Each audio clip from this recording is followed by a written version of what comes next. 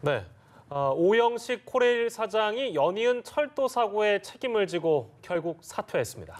코레일은 당분간 정인수 부사장 대행 체제로 운영이 되는데 사고 관련자들에 대한 후속 문책 인사도 불가피할 것으로 보입니다. 배삼진 기자입니다.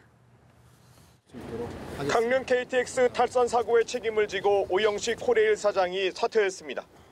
오 사장은 연이은 사고로 약속을 지키지 못한 것에 대한 사죄의 뜻과 책임을 통감한다며 사퇴 의사를 밝혔습니다. 3년 임기 중 10개월밖에 채우지 못한 겁니다. 취임 후 오 사장은 해고자 90여 명을 전원 복직시키고 10여 년간 해고 상태에 있던 KTX 여 승무원들을 재고용하는 등 노사 문제를 해결하는 성과를 거뒀습니다.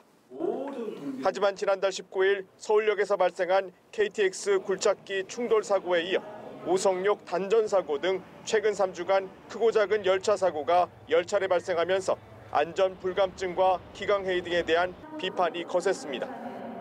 특히 강릉 KTX 탈선 사고 원인과 관련 강추위에 따른 선로 문제를 꺼냈다가 하루 만에 선로 교환기 문제라고 말을 바꿔 문매를 맞았습니다.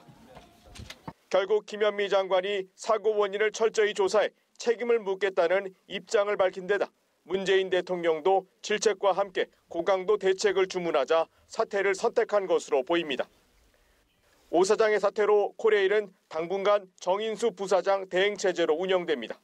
일각에서는 코레일의 빠른 정상화를 위해 후임 인선에 속도를 낼 것이란 분석도 있습니다.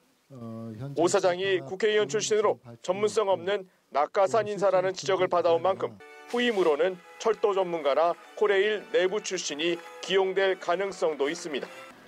강릉 KTX 탈선 사고 원인 조사가 진행되는 가운데 사고 책임자들에 대한 후속 문책 인사도 예상됩니다.